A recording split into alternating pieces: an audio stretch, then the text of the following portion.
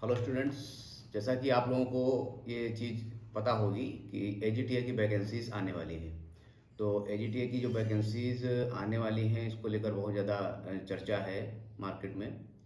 तो उसमें खासकर वो स्टूडेंट जो इस बार ग्रेजुएशन करके पास आउट हुए हैं या ऑलरेडी ग्रेजुएट हैं एग्रीकल्चर से या इससे एलाइड सेक्टर से, तो उनके लिए वैकेंसी बहुत ज़्यादा इंपॉर्टेंट हो जाती है। उसी को लेकर आज हम कुछ बात करेंगे। तो ऐसे स्टूडेंट जो इस बार एजीटीए के एग्ज़ाम देने के इच्छुक हैं या वैकेंसी आने का वेट कर रहे हैं उनके लिए हम कुछ इम्पॉर्टेंट बातचीत करेंगे। तो अगर आप भी उसी कैटेगरी में आते हैं तो आपके लिए वीडियो इम्पॉर्टेंट हो सकता है। देखिए, वैकेंसी जो आने वाली हैं उसमें जो मेन चीज़ें ध्यान देने लायक हैं वो क्या, जो ज़्यादा बच्चों में चर्चा है कि इसका नोटिफिकेशन कब तक आ सकता है, पहली चीज़। दूसरी बात जो बच्चों में काफ़ी क्यूरियोसिटी रहती है जानने के लिए वो है कि नंबर ऑफ़ वैकेंसीज कितनी हो सकती हैं, और जो सबसे इम्पॉर्टेंट फैक्टर है वो ये कि सिलेबस क्या हो सकता है। तो इन्हीं तीन चीज़ों पर आज हम बात करेंगे और कुछ अपने पर्सनल एक्सपीरियंस शेयर करेंगे एजीटी एग्ज़ाम क्लियर करने के बारे में।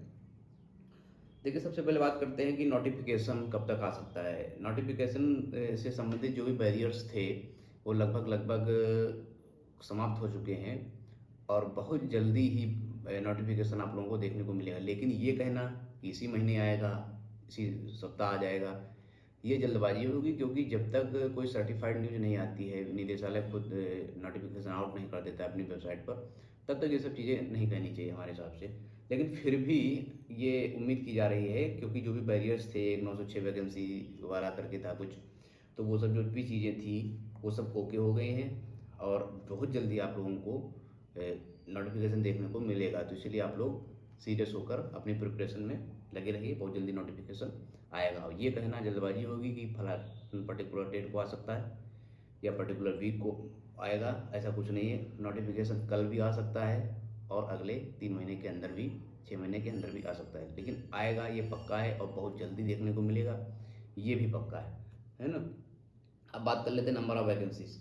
देखिए, नंबर ऑफ़ वैकेंसीज जो हैं वो 3400 प्लस है ना, 3400 से ज़्यादा वैकेंसी देखने को मिल सकती हैं।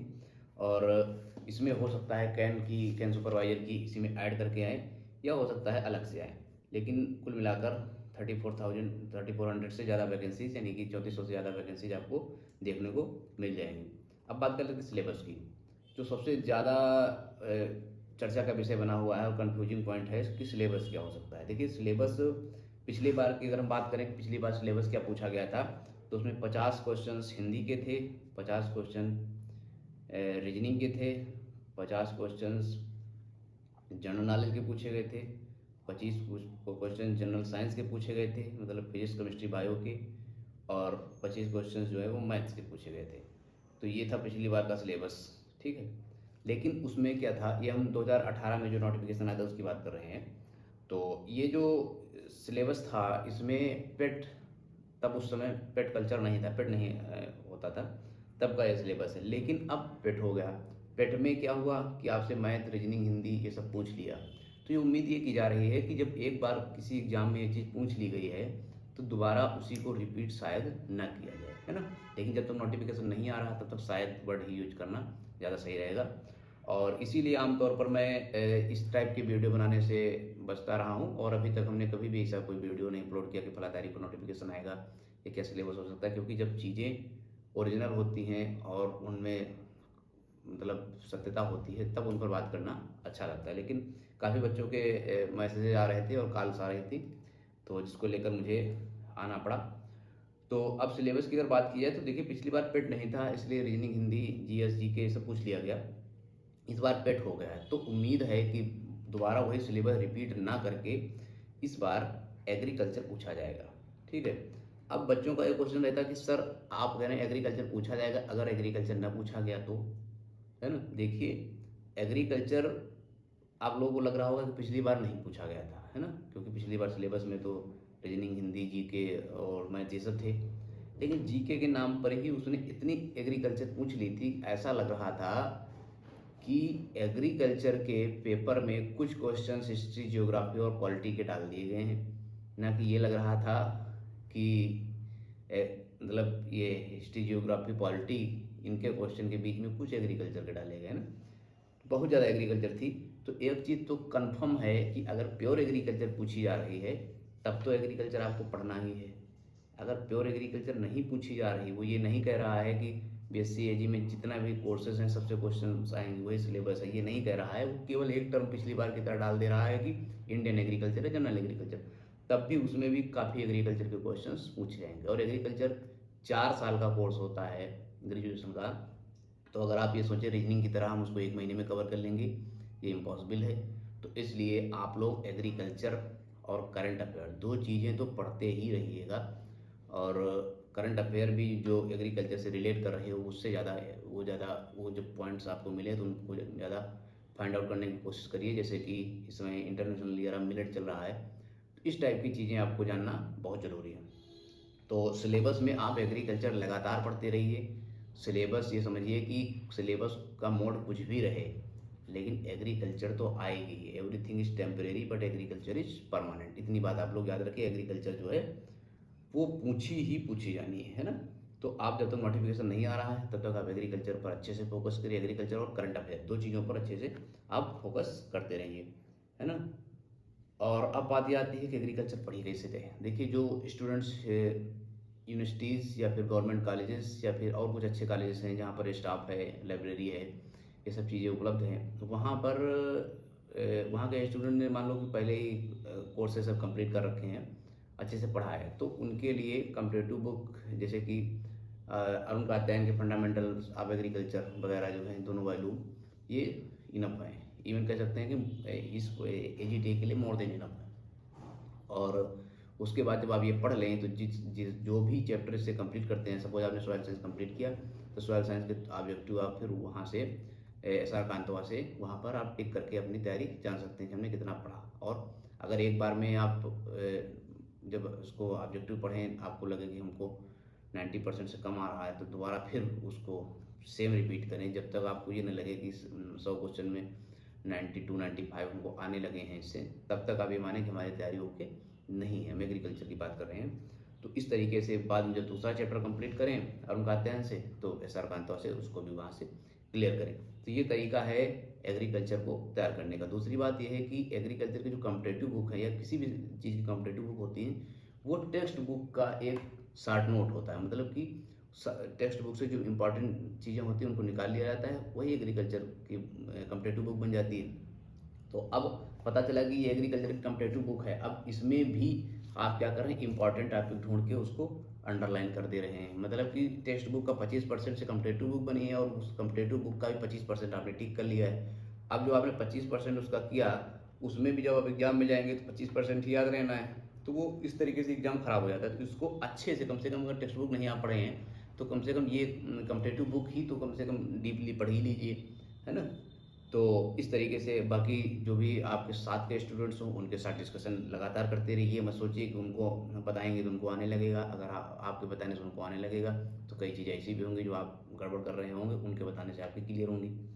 तो ये आपस में होना चाहिए, पॉजिटिव कोरिलेशन, है ना, बना के रखना चाहिए। और अब बात कर ले प्रिपरेशन कैसे करें या प्रिपरेशन कहाँ करें।